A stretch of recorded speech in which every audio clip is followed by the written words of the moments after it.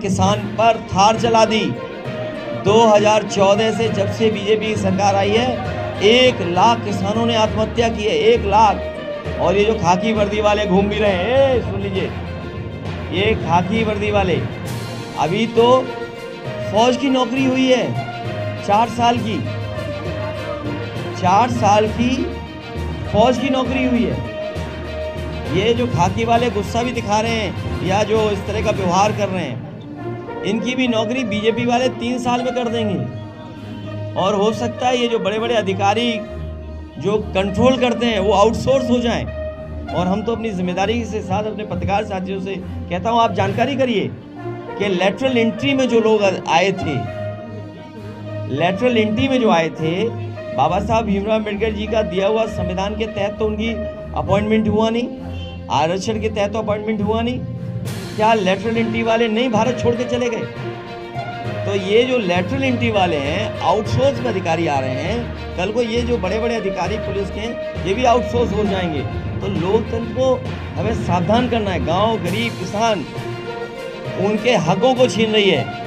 हमें क्या दिन पड़ा है, पूरा दिन भर वोटिंग होगी, अभी तो शाम तक वोटिंग होनी है। घबरा मत।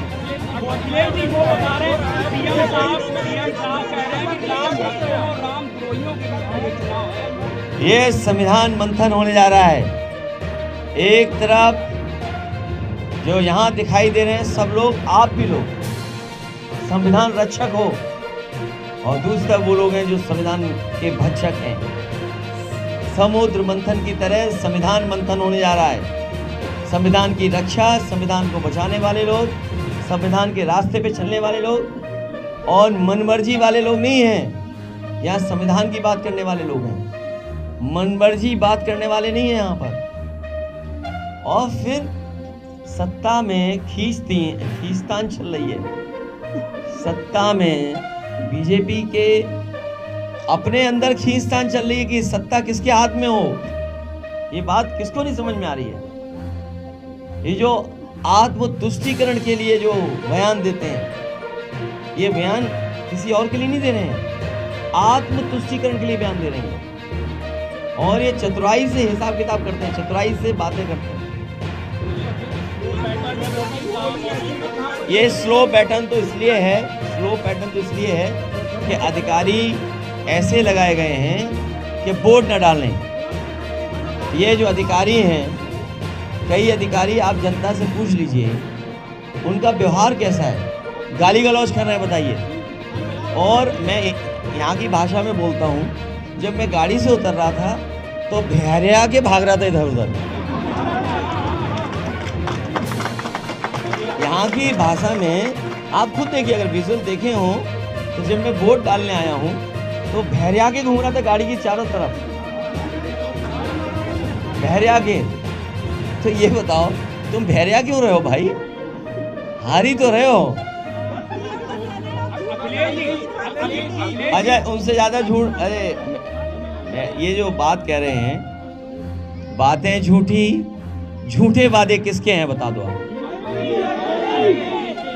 ये बात ना आपको हमसे पूछनी है, आप केवल ये पूछिए, आप ही पूछ लो कि बातें झूठी, वादे झूठे किसके हैं। अखिलेश जी, अलायंस में आपके पार्टनर केजरीवाल जी हैं, केजरीवाल जी के खिलाफ एनआईए जांच की बात कही जा रही है। देखिए, अभी पुलिस आपके हाथ में दे दें तो आप जिसकी चाहे उसकी जांच करा सकते हैं।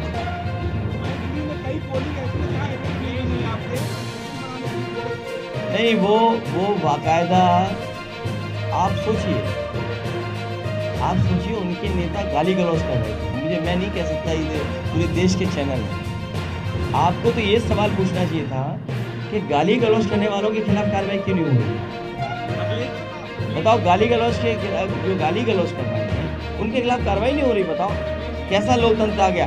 इसीलिए मैंने कहा, और सब लोग कह रहे हैं, मैं अपनी जनता से भी कहता हूँ आपके माध्यम से, बीजेपी की सरकार आएगी तो ये लोकतंत्र और ये संविधान बाबा साहब भीमराव अम्बेडकर जी दिया हुआ खत्म हो जाएगा। यही तो लक्षण है। आपकी कौन सुनने वाला है? कोई सुनने वाला नहीं।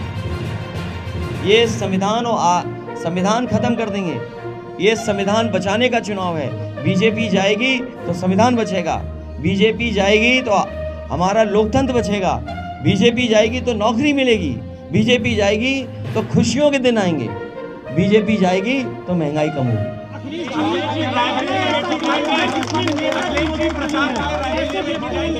देखिए, नेताजी नहीं है हमारे बीच, लेकिन नेताजी ने जो रास्ता दिखाया उस रास्ते पे हम लोग चल रहे हैं और लगातार उस रास्ते पे चलेंगे।